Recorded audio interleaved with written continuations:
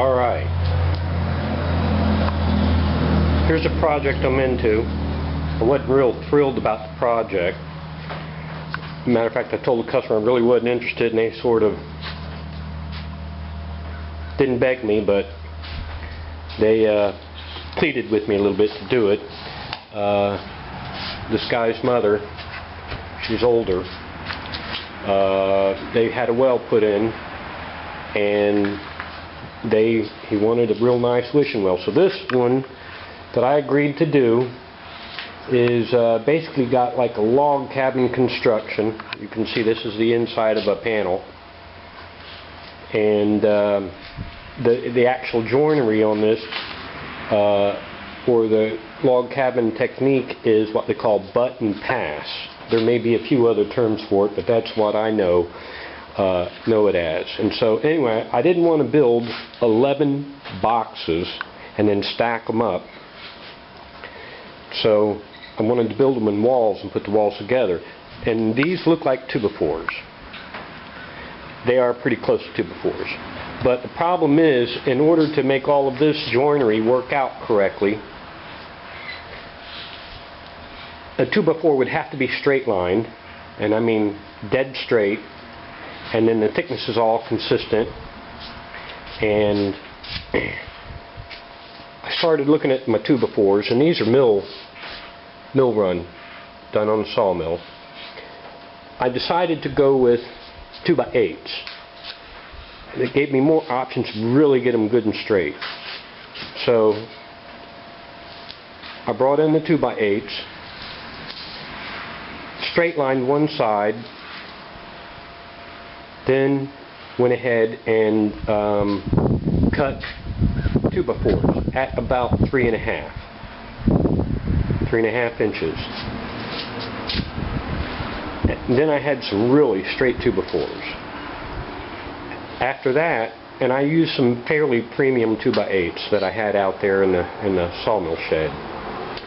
After that, I ran them through the thickness planer, and I actually clamped all of these together. These were all they were all sitting upright in 10-foot stock. Clamped them together in groups of 4, and ran them through the thickness planer to get all the mill marks off this edge and off of this edge when I glued them together. And then surfaced them down to they are 1.5 inches.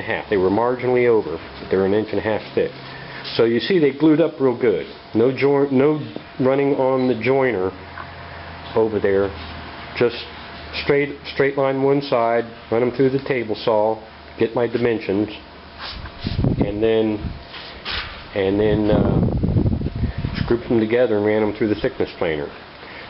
Here's a cutoff, one of the long links. There you go. I beveled the edges right over here on this router table after they were cut to my desired length. Fit in pretty good. Alright, but that said, what I also did with this is I made a jig. We wanted a 2.5 inch or a 2-inch overlap when these walls are put together to create that butt and pass appearance. I don't know if that'll pick that up or not right there. That looks like that. So I made a jig and offset those just about each one of the longer ones. These are 36 inches. Set a jig on there, mark the pencil line both sides. And then I used bar clamps, and I have 8 bar clamps or 4 sets. And bar clamps don't really flex too much when you tighten them up.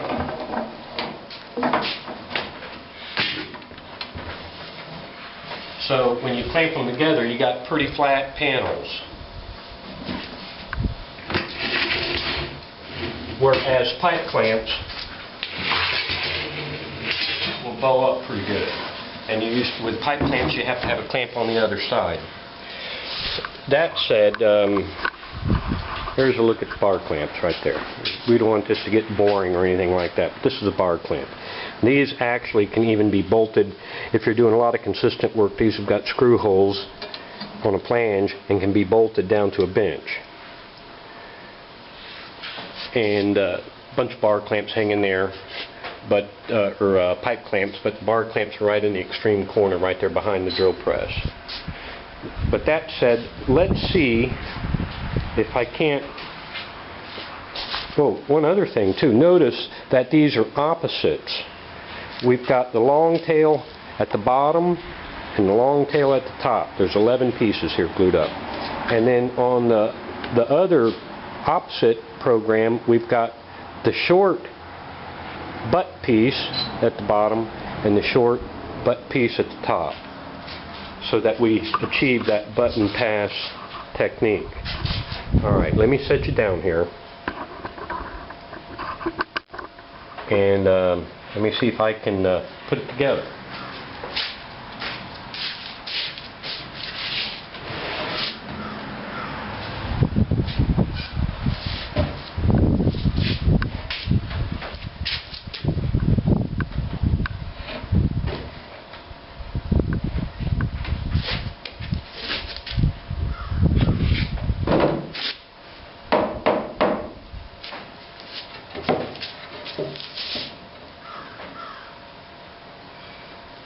Pretty good. I've already got started here, and I really probably should go down at the same time.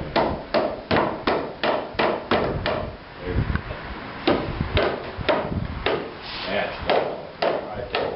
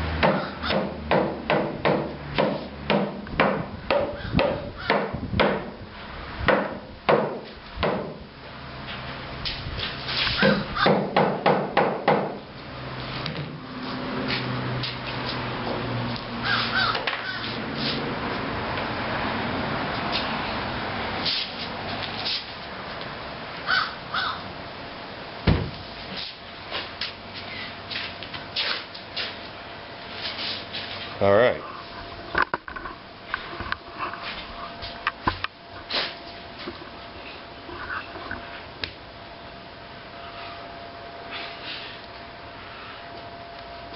Here you go. Not bad. For the first time on one of these. I know I just did not want to make 11 boxes with screws or what have you on the opposite side and then stack them and figure out how to put them together. So I figured making paneled walls, getting all the calculations and the layout correct was the best way to go, and that's together there. On the inside I'll put a cleat and put the screws on the inside. So this is about 38 inches high, and it's going to be 36 inches wide where these tails are sticking out. So I'll do a little bit more later as we make more progress. Alright, hope that'll give you some information there if you decide to get into one of these. Alright, later. Alright, we got some clamps on here just to make sure we pull all the joints good and tight.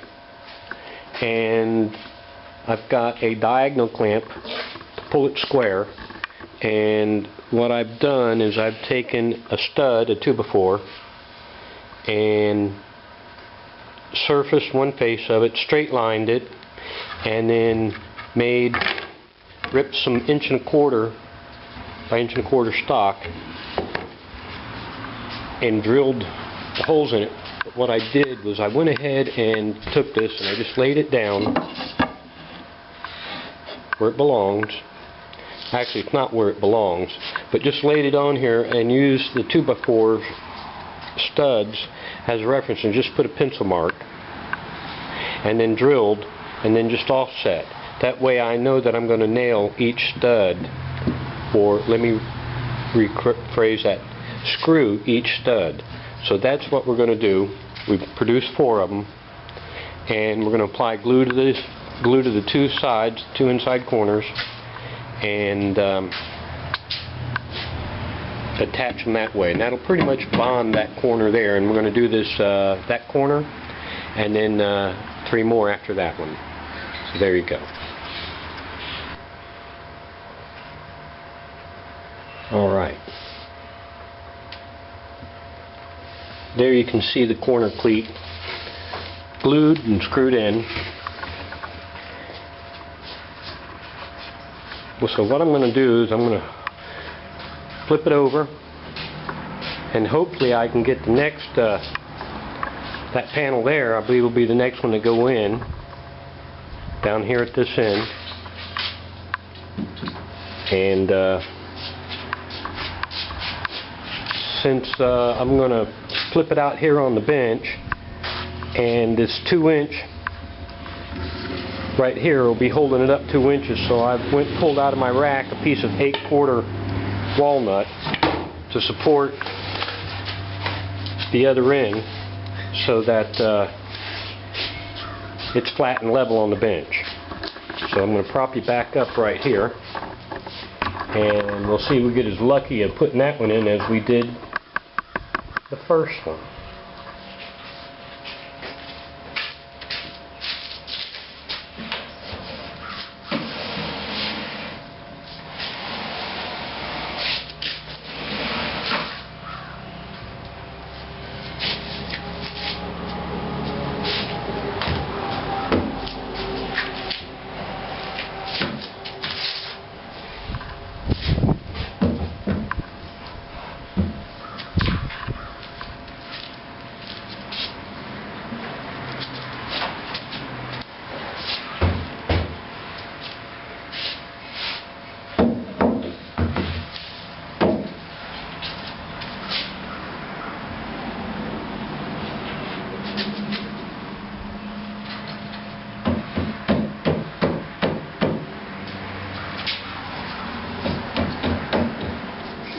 Falling in place on this.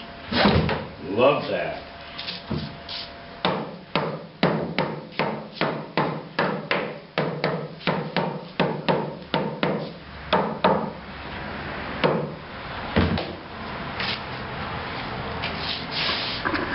That's what I'm talking about right there.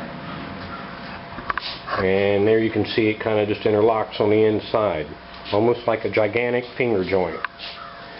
Alright, let me go ahead and throw a few clamps, pull the joints tight on this, and put the corner block in, and we'll do another one. Bye. Alright, we've got some clamps on it, relatively square, so we're going to go ahead and glue up this corner brace and put it in.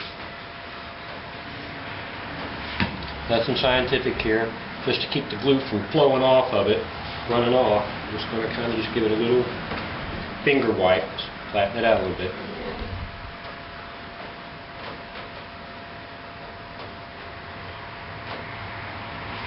Same scenario right here. Glue on the fingers never hurt anybody. Okay, that said,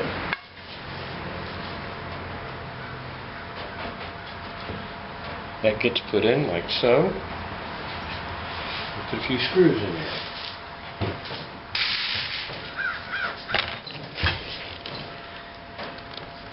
Just like this.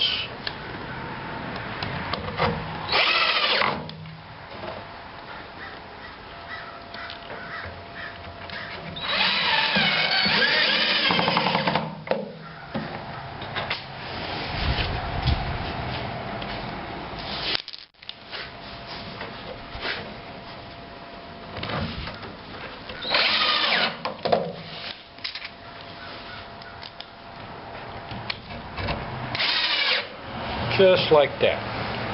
And we'll go ahead and finish the rest of it up, then we'll move on to the final panel in. That ought to be fun, working inside of it. Alright, now we've got the second side screwed in.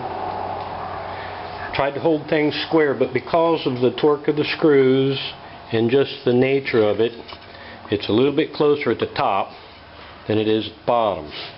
Here's a cleat that I cut marginally longer. It's fitting inside the frame there. Marginally longer, because I want to be able to insert the other piece without fighting it too much. So I'm going to drop this cleat in right here. Set you down. And I'm going to just put this cleat in. Put it in right here.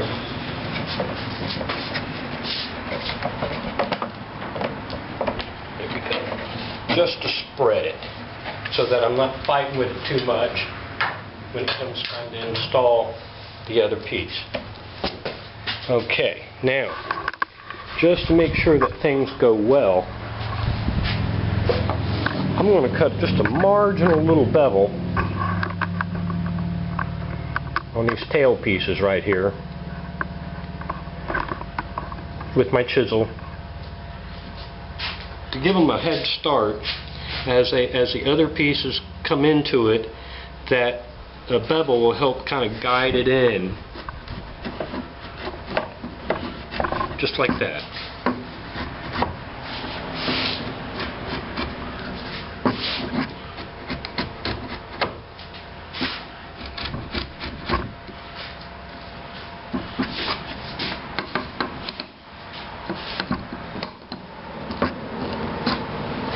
Run one the other way. A little bit heavy on that one.